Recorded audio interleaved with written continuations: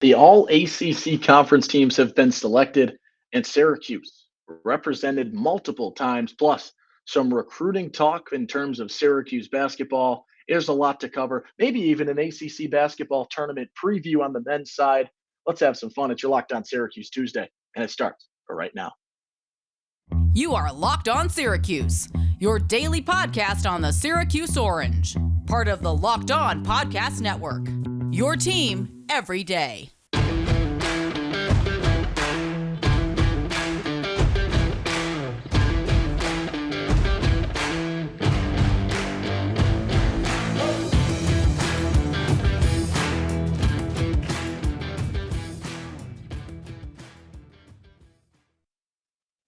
Good morning. Happy Tuesday. Welcome into Locked On Syracuse. And thank you for making Locked On Syracuse your first listen today and every day. We are free and available wherever you get your podcasts. A lot to talk about today. We've got all ACC teams have been announced. We've got a big recruiting possibility for Syracuse being announced tonight.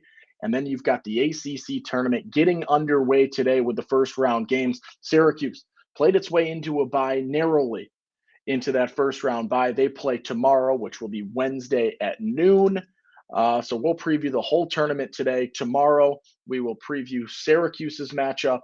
And then hopefully the rest of the week, we progress into more and more ACC tournament coverage as you hope Syracuse plays a few games down this stretch.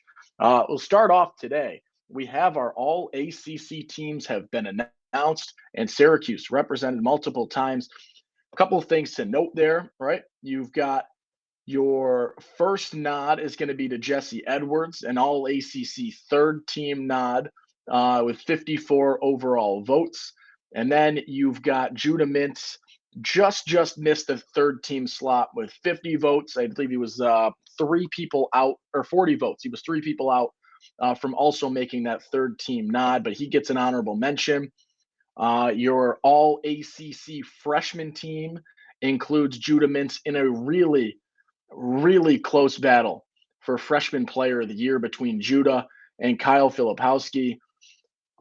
That is, I think, just about as 1A and 1B as you get in terms of player of the year for the freshman class there. Filipowski with an outstanding season for Duke. You look at his stat line this season, averaged 15 points, 9.2 rebounds per game, 42% from the field, compared to Judah, who was averaging, 16 points per game. So the nod in the points per game.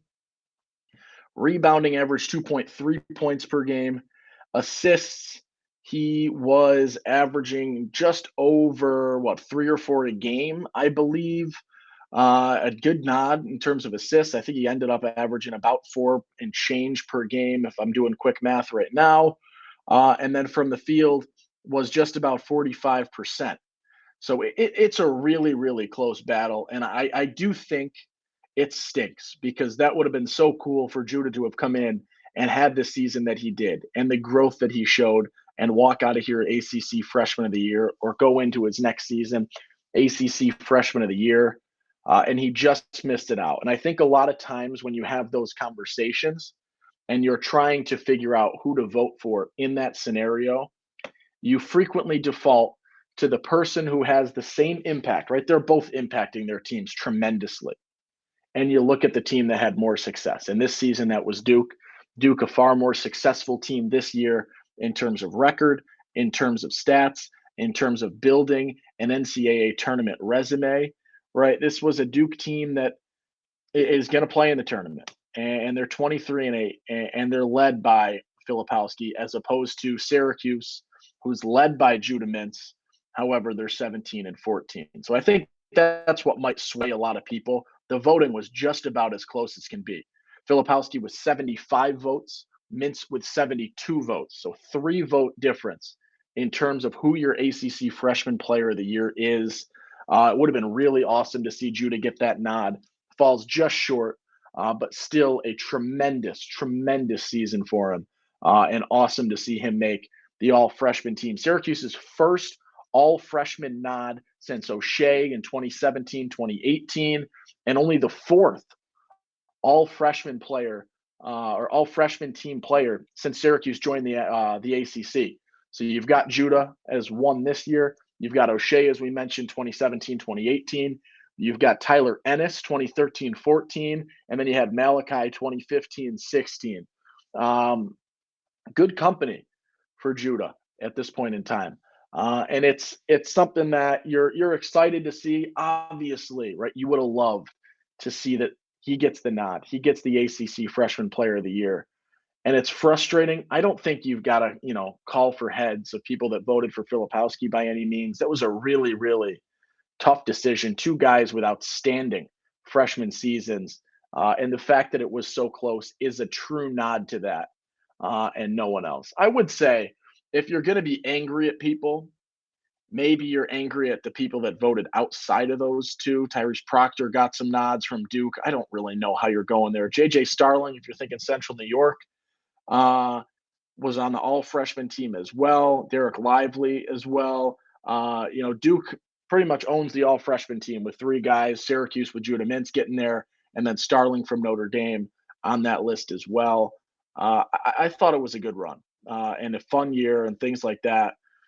Close, no cigar there. We'll talk a little bit of Jesse now. Third team nod. I wish I could say I think he should have been a second team. I think third team's where he belongs. Based on votes, he had 54 votes. The slowest votes on the second team was 132, so he wasn't really on the fringe or on that threshold at all. Third team is where he belongs right now, and good for him. He also, when you look at some of these other all-tournament, or not all-tournament, all-conference nods, Jesse Edwards on your all-defensive team. He also, this is a cool one, received 13 votes for Defensive Player of the Year, but a couple of votes for Most Improved Player as well, which is good to show, that the ACC and the conference, even though he was pretty solid last year, not to take away from him, is giving him some of that credit to close out this season. Nice to see that from Jesse. I'm going to talk a little bit non-Syracuse with this regard. My surprise here is Isaiah Wong, who is incredible and is your ACC Player of the Year. I thought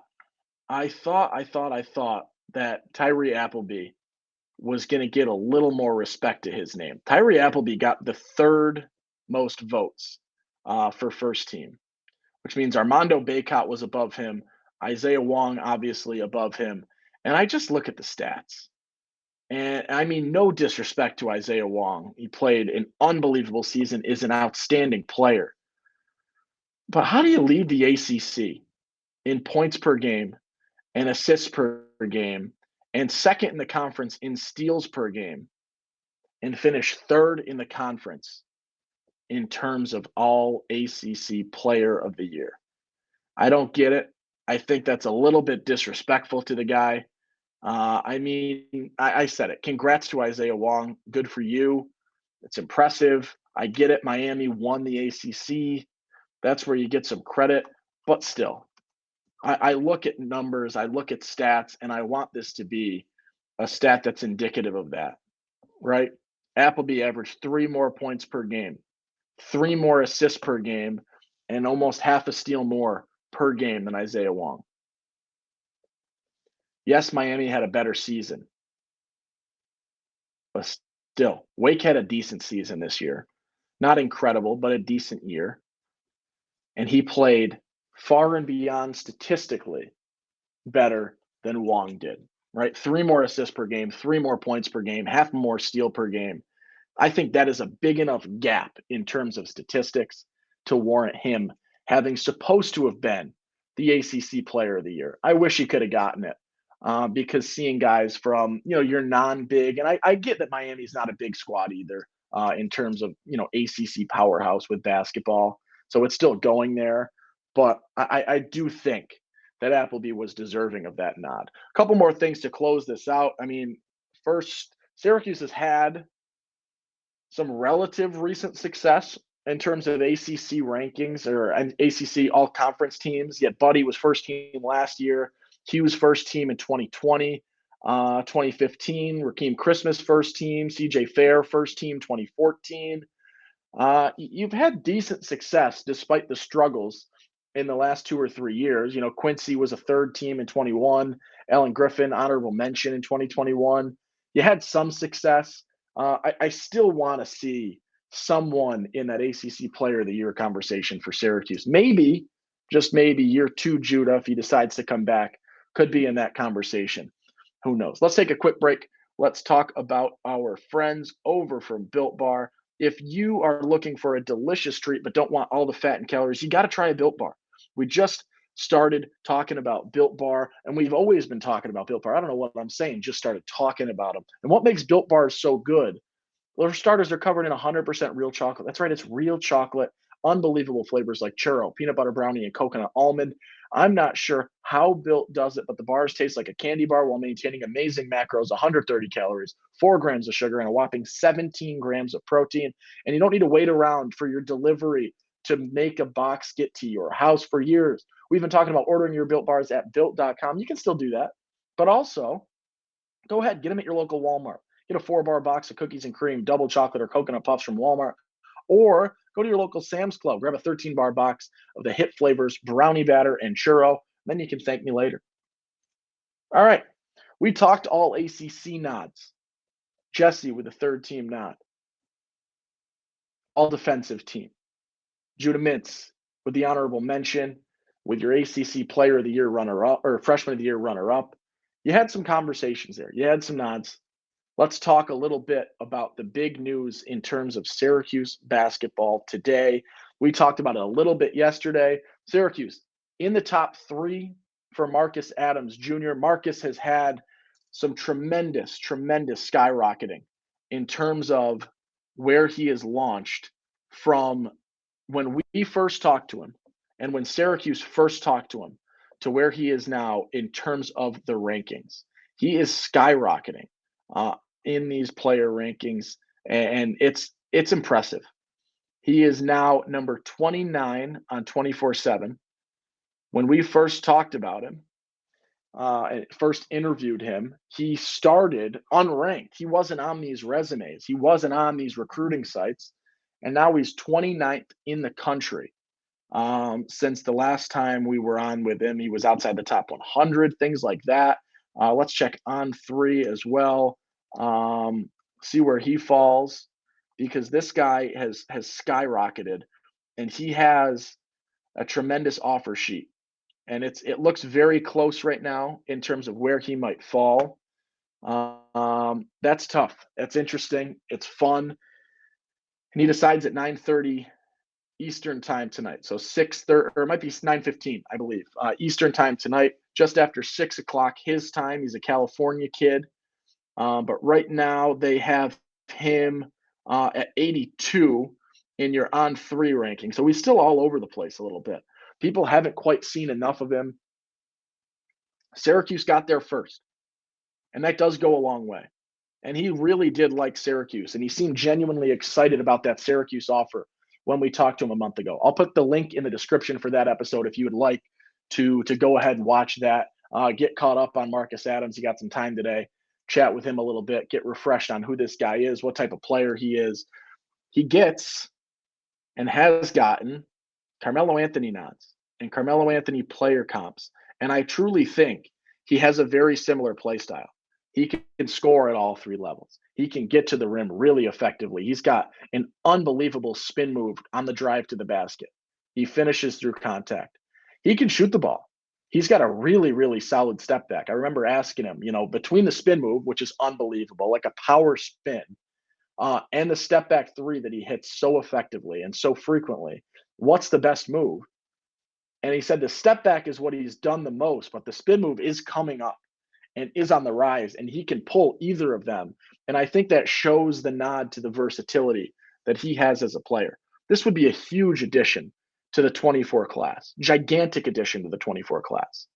Unfortunately, and this is where things start to hurt a little bit, is since Syracuse offered, and we had that conversation with Marcus, things have not been with regards to Syracuse basketball. They struggled. There have been some issues. Fans are enraged at different points in time. It happened. But now you're here in a chance following up a really good weekend this would be some of the brightest news that you could possibly find. Because if they bring him in and if he lands with Syracuse, that would be a tremendous recruiting class, a really remarkable recruiting class in terms of what Syracuse does in the class of 24, because that would go such a long way in terms of how this goes, right? You have a 4-star in Elijah Moore right now. You've got your number 87 player in the country. You've got a top 100 guy.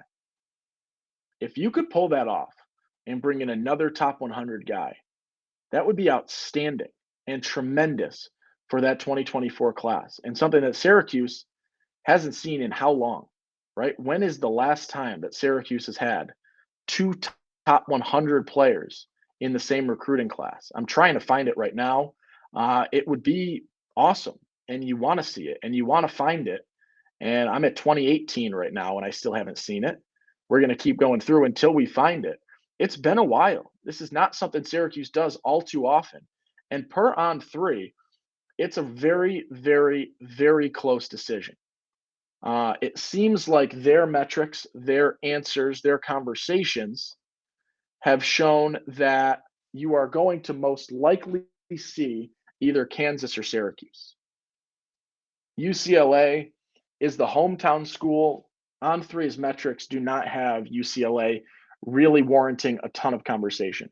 Now, they're not always perfect, right? You saw that with Judah Mintz flipping, coming to Syracuse, things like that. It happens, but the projections are not showing UCLA. The projections are showing it's somewhere either Kansas or Syracuse. And I think that conversation comes down to a few things. One of them is NIL opportunities. It really is. And that's always going to be the case as we move forward in these conversations. And another one has to do with where you can fall in terms of pecking order, in terms of importance, in terms of stardom. I think that goes a long way. 2016, last time Syracuse did it with Tyus Battle and Matthew Moyer and Torian Thompson in terms of where you've got your last multiple top 100 players class. So it has been 7 years, 8 years since that's happened. It's been a while. 9 years. No, 7 years. My math is shot. 16, 17, 18, 19, 20, 1, 2, 3. 8 years. No, 9 years, 24. Maron, that's terrible. But either way, when you look at Marcus Adams and you look at this conversation, I think you can look and find Syracuse as a team that presents the bigger opportunity for him to be a bigger player, right? You look at what you've got in terms of Kansas and things like that, where you try to find who would they bring in and what they can do. And I look at Kansas right now, and you see they have no one in the 24 class, which is relevant, but they've got a number 11 class in the class of 23, including the number 34 player in the country as a combo guard and a shooting guard. So they don't quite have that forward size, so maybe he could go in there. But you've got some players in there and some players at Kansas that are in that conversation and could hurt him minutes-wise, stardom-wise, things like that, where Syracuse would present him the opportunity to be a bigger name and a bigger player and something like that. So it is interesting. It's a conversation. I'm not exactly sure where it falls. On3 has Kansas with a slight edge. They've got Kansas as the 39% favorite. And Syracuse, I believe, is at 33 or 34% in terms of the projection, 35%. So it's really close. So it's 39% Kansas, 35% Syracuse. So really, really close. I don't know. I hope he comes to Syracuse. That would be awesome. UCLA is a 10% at this point in time. So Syracuse in the top 3. They got there first. They present a good opportunity. We'll see what happens. I don't know. I hope he comes here. That will be awesome. He's a good kid. I think he has so much potential. I remember watching his highlights the first time I heard of him and seeing that conversation and seeing where things have gone and having him on the show. I would be so excited to bring him in and have him in orange, because I think this is such a high potential guy with a ceiling that you can't even fathom just yet. That is how good he is. I don't think you've quite touched the ceiling and figured out where things could go with this kid. And that is the potential that he brings to the table. And that's why I look at him and am just so excited to see what can happen as things go from here. All right, let's take another break. Let's talk a little bit about FanDuel Sportsbook. We are surpassed the midway point of the NBA season, and now is the perfect time to download FanDuel. It's America's #1 sportsbook because new customers get a no-sweat first bet up to $1,000. That's bonus bets back if your first bet doesn't win. Just download the FanDuel Sportsbook app. It's safe, it's secure, it's super easy to use. And then you can bet on everything from the money line to point scores and threes drained. I bet against them the other day. I'm not doing it again. Let's go with the Warriors.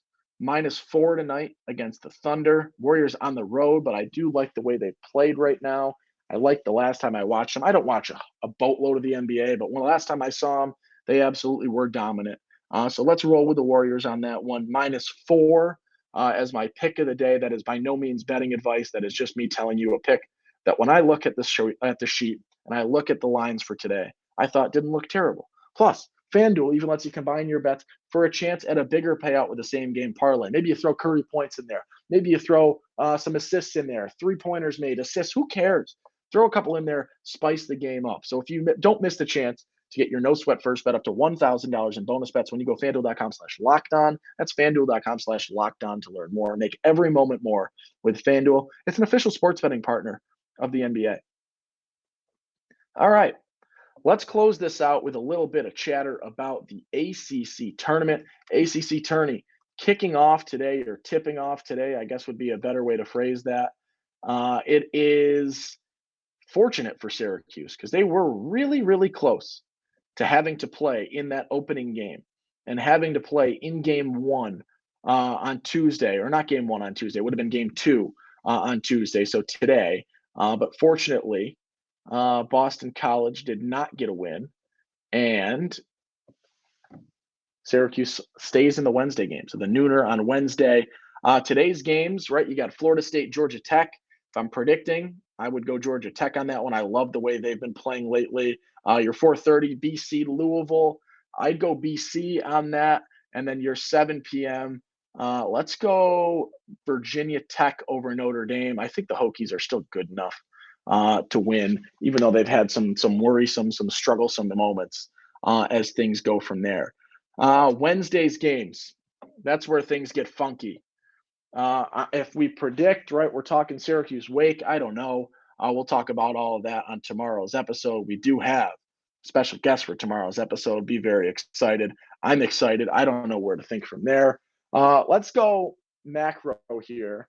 Let's make a prediction in terms of where things go from here as we look at this. So let's talk. Miami's your 1 seed, Duke's your 4 seed, Virginia the 2 seed, Clemson the 3 seed. I'm just looking at the bracket right now. I'm going to go bold, and this is infuriating because I hate it. I really hate that I'm about to say this. I think Jon Scheyer wins the ACC tournament in year one. I'm not entirely sold on Miami. They're good, not great. They've won games. They've won one against Duke. They lost one against Duke. I think if they square off, Duke wins the rubber match, the grudge match there. And then you look at the other side where you've got a Clemson team that is by no means great. They're very vulnerable. A Virginia team that is good, not great. And I like Duke. I like the size that they have and the difficulties that they present as a result of that size. And it's something that I bring to the table and I am curious about. Virginia and Duke have only played one time this season. Virginia did win that one. It was an overtime game, if you remember that. It was a controversial finish.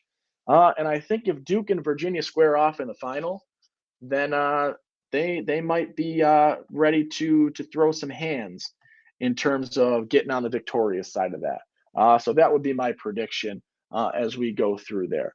A couple of shout outs today. Bergeron, from what I've seen, has been turning some heads as we expected him to. He's been fun. He's had good reps at the combine. It's fun to see those highlights pop up. Seems like he's getting a lot of smiles, a lot of positive comments a lot of good rep comments. So we'll keep an eye on that, continue to watch that as things go through and continue on. Sean Tucker has had some remarks as well. He was on there doing some interviews the other day. I was checking those out. So some Syracuse guys at the Combine continuing to expand in their, branding, trying to be known, trying to sell themselves, rightfully so. We've seen what they can do. Fun to see the rest of the world see what they can do. All right, that's going to do it for today. If you are still looking for a little bit more, you can check out Locked On College Basketball. Isaac Shade, Andy Patton, especially right now as we're previewing conference tournaments. And we're getting into single elimination March where every game means more. Check out Locked On College Basketball. It's available on YouTube and wherever you get your podcasts. Thank you so much for listening to Locked On Syracuse. We'll have you again tomorrow as we preview the round 2 matchup, the Wednesday nooner game. That's Syracuse territory. They own the Wednesday nooner. It's Syracuse. It's Wake Forest. The rematch. Tomorrow we'll preview it. If you're looking for more, subscribe right here. Another video right here. Hopefully I'll remember to put the Marcus Adams interview down in the description. Have a good one. Enjoy your Tuesday. It's tournament time, and we'll catch you tomorrow.